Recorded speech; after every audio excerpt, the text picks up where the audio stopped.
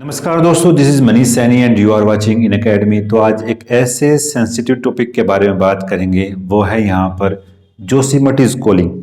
जोशीमठ पुकार रहा है अपने बचाव के लिए। आपने टीरी की आवाज़ नहीं सुनी तो आप कम से कम जोशीमठ की आवाज़ तो सुन सकते हैं। जोशीमठ अपने बचाव के लिए पुकार रहा है। बात करते हैं जोशीमठ की। तो जोशीमठ उत्तराखंड के चमोली डिस्ट्रिक्ट का एक शहर है, जो असल में 7वीं सदी में इसका विकास यहाँ पर स्टार्ट होता है। आदि गुरु शंकराचार्य ने एक 4 ज्योतिर्पीठ की स्थापना की थी पूरे भारत के अंदर, तो उनमें से एक यहाँ पर ज्योतिर्मठ है।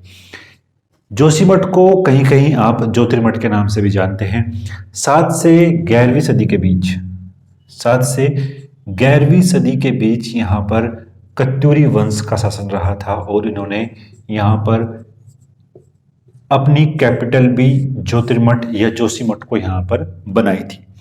हम बात करते हैं यहाँ पर जो जोशीमठ है, ये अपने आप में एक ऐतिहासिक स्थान तो रखता ही है, और साथ साथ यहाँ पर धार्मिक स्थान भी रखे हुए हैं।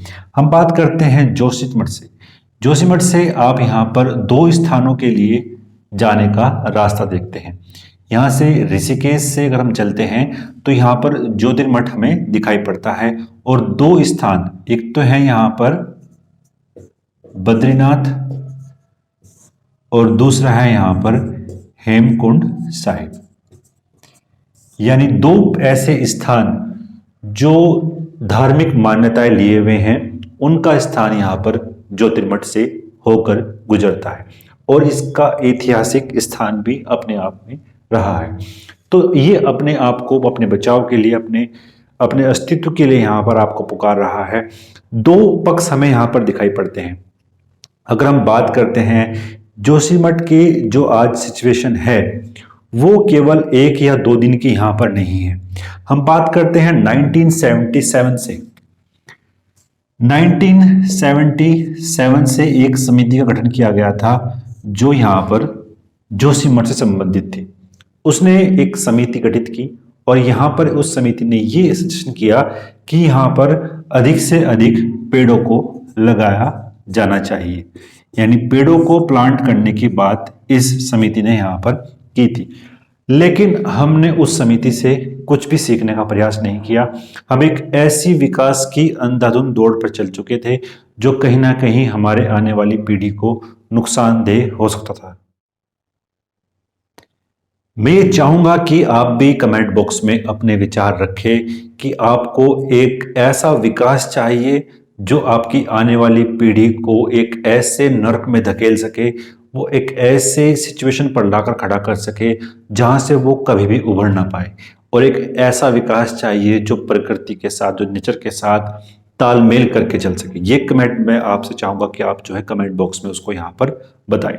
देखो, अगर हम बात करते हैं यहाँ पर जोशीमठ की, तो जोशीमठ के पीछे जो हम आज सिचुएशन है, वो कहीं ना कहीं धार्मिक मान्यताएं और उसके पीछे कुछ वैज्ञानिक कारण भी हमें दिखाई पड़ते हैं। सबसे पहले बात करते हैं हम यहाँ पर धार्मिक मान्यताएं क्या कहती हैं।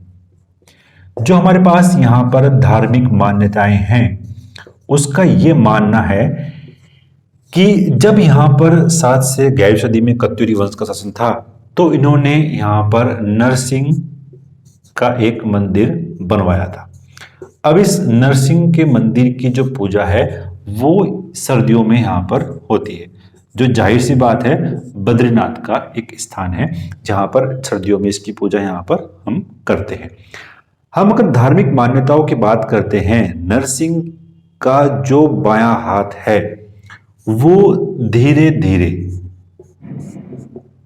यहाँ पर हम बात करते हैं, इसका बायां हाथ धीरे धीरे यहाँ पर कम हो गया, और लगातार ही वो कम होता जा रहा है, और वो एक दिन ऐसा आएगा कि ये बायां हाथ जो है वो उसका यहाँ पर गिर जाएगा। और यहाँ पर 2 पर्वत हमें दिखाई पड़ते हैं, नर और नारायण पर्वत। नर और नारायण पर्वत आपस में यहाँ पर मिल जाएंगे, और जब दोनों पर्वत यहाँ पर मिल जाएंगे तो बद्रीनाथ जाने का रास्ता जो है वो वहां पर बंद हो जाएगा।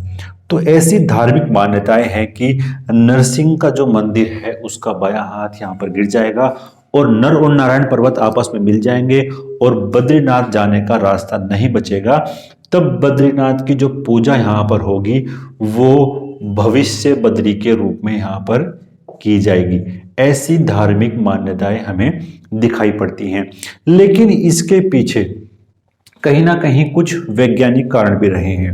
अब अगर उन वैज्ञानिक कारणों के बारे में बात करते हैं तो वो दो पक्ष हमें दिखाई पड़ते हैं। एक तो बद्रीनाथ की जो सिचुएशन है, स्थित है, वो डिपेंड है, और दूसरा जो है वैज्ञानिक कारण है यहाँ पर, जो मानवीय गतिविधियां हैं, यानी जो हमारी लालच की भूख है वो भी यहाँ पर हमें दिखाई पड़ती है।